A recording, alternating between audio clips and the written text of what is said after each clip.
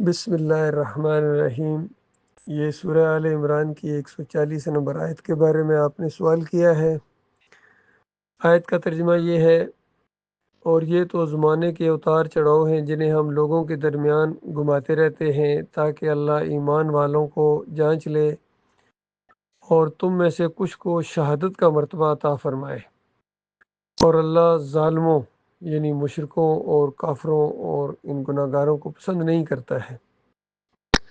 اصل میں یہ سورہ آل عمران ایک تبصرہ ہے جنگ احد کے اوپر، جہاں ایک جیتی ہوئی جنگ تقریباً شکست کے اندر تبدیل ہو گئی تھی۔ بہت بڑا نقصان اٹھانا پڑا مسلمانوں کو، اور گویا آگے جنگوں کا سلسلہ شروع ہونے والا ہے، اور اب یہ آخری رسول صلی اللہ علیہ وآلہ وسلم ہیں اور یہ آخری امت ہے۔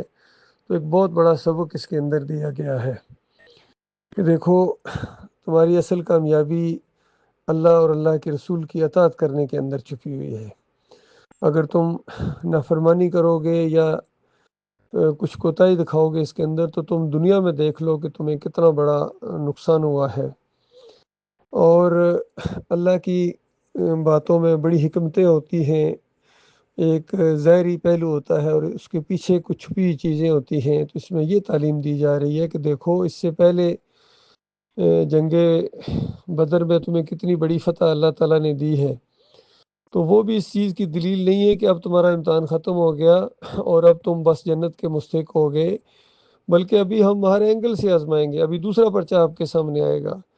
تو اب یہ دوسرا پرچہ اس انداز سے سامنے آیا ہے جنگ احد کی شکل میں۔ اس سے پہلے ان کا نقصان ہوا تھا، اب تمہارا نقصان ہوا ہے، تاکہ تمہیں جانچیں پرکھیں اور تمہاری تربیت کریں۔ تو یہ اصلی جو انسان کی کامیابی ہے وہ آخرت میں جو جہنم کی آگ سے بچایا گیا اور جنت میں داخل کیا گیا، وہ صحیح معنوں میں کامیاب ہے۔ ہر طرح کے حالات میں ڈال کے اللہ تعالیٰ تمہیں آزمائے گا۔ وَلَنَبْلُوَنَّكُمْ بِشَيْءٍ مِّنَ الْخَوْفِ وَالْجُوعِ وَنَقْصٍ مِّنَ الْأَمْوَالِ وَالْأَنفُسِ وَالثَّمَرَاتِ وَبَشِّرِ الصَّابِرِينَ۔ اس طریقے سے بتایا گیا کہ ہر اینگل سے ہم جانچیں گے کہ کون ہمارے بندے ہیں اور کون دنیا کے بندے ہیں، نفس کے بندے ہیں، انسانوں کے بندے ہیں۔ اور جب پوری طرح یہ بات ثابت ہو جائے گی، اس وقت ہمارا فیصلہ تمہارے سامنے آئے گا۔ یہ اور بات کہ اللہ تعالیٰ اپنے علم کے مطابق سب جانتا ہے کہ کون اس کی رحمت میں داخل ہوگا اور کون تھوڑے دلے ہیں، راستے میں رک جائیں گے یا راستے کو تبدیل کر دیں گے، اس میں ٹیڑھ پیدا کریں گے۔ تو دوسری بات اس میں بتائی گئی کہ یہ جو تمہارے 70 مارے گئے ہیں، تم تو بظاہر دیکھ رہے ہو کہ یہ بس مارے گئے۔ منافقین بھی جو ہے خوشیاں بھی منا رہے ہیں اور سمجھتے ہیں کہ ہم جاتے تو ہم مارے جاتے، یا ہماری یہ بات مانتے تو نہ مارے جاتے۔ یہ ان کی باتیں ہیں، حقیقت کا معاملہ جو ہے وہ اللہ جانتا ہے۔ مالک کو کیسے محبوب یہ بندے تھے، یہ اللہ سے فریادیں کر رہے تھے، جنت کی اور آخرت کے شوقین تھے، تو مالک فرماتا ہے ہم نے اس طرح شہید چھانٹے ہیں۔ ہم جنت کو رونق بخشنا چاہتے تھے اور ان کو عزت دینا چاہتے تھے، اس وجہ سے ہم نے یہ معاملہ کیا ہے۔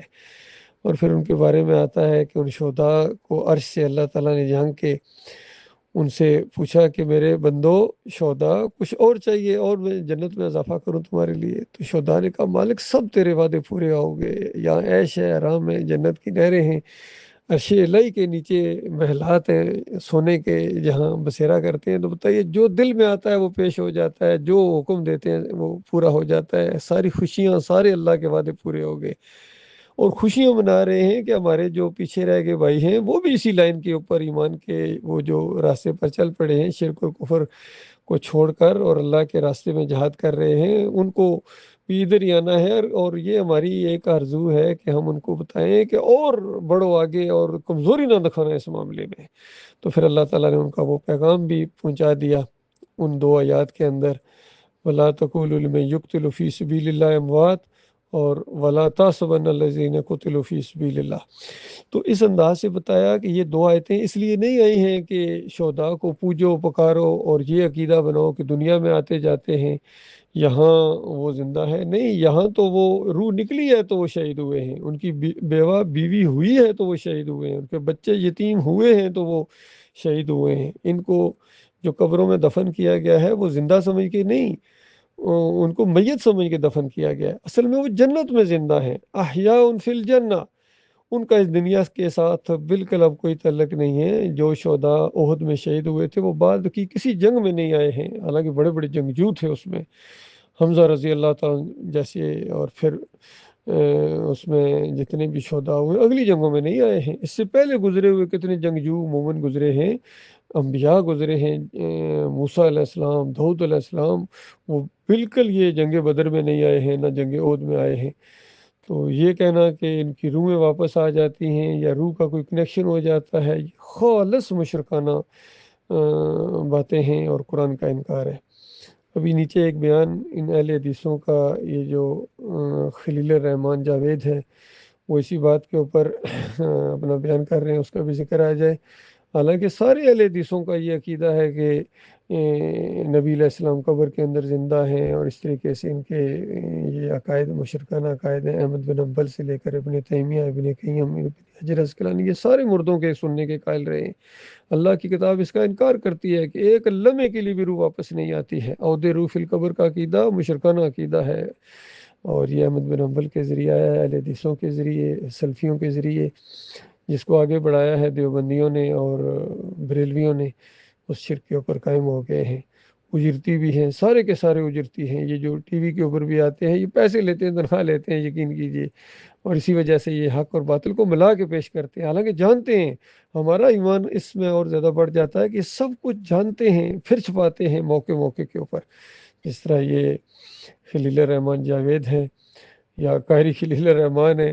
ہمارے یہ جو جماعت کے اندر شرک ہے، سجدہ تعظیمی کا ایسا گما پھرا کے پیش کرتے ہیں، ان باتوں کو لوگوں کو گمراہ کرتے ہیں، تو قرآن سے بالکل دور کرتے ہیں۔ یہ سارے قرآن کا عقیدہ بالکل واضح ہے کہ اللہ اکیلا معبود ہے، اور اس کے علاوہ کوئی اور معبود نہیں ہے۔ اسی چیز کو سارے انبیاء نے بیان کیا ہے کہ وہ اکیلا ہے، جس کے سامنے رکوع کیے جائیں، سجدے کیے جائیں، انبیاء نے کر کے دکھایا ہے۔ وہ ایک دوسرے کو سجدے نہیں کرتے تھے، نہ کسی اور کو سجدے کرتے تھے، نہ کسی اور کی پکاریں لگاتے تھے، نہ کسی اور کے واسطے وسیلے دیتے تھے، نہ کسی اور کی نظر و نیاز کرتے تھے، نہ تعویذ گنڈا، نہ امام، اس طرح کی چیزیں وہ نہیں کرتے تھے۔ یہ مشرک قومیں جب ہو جاتی ہیں، بگڑ جاتی ہیں، تب یہ ساری چیزیں ان کے اندر آ جاتی ہیں۔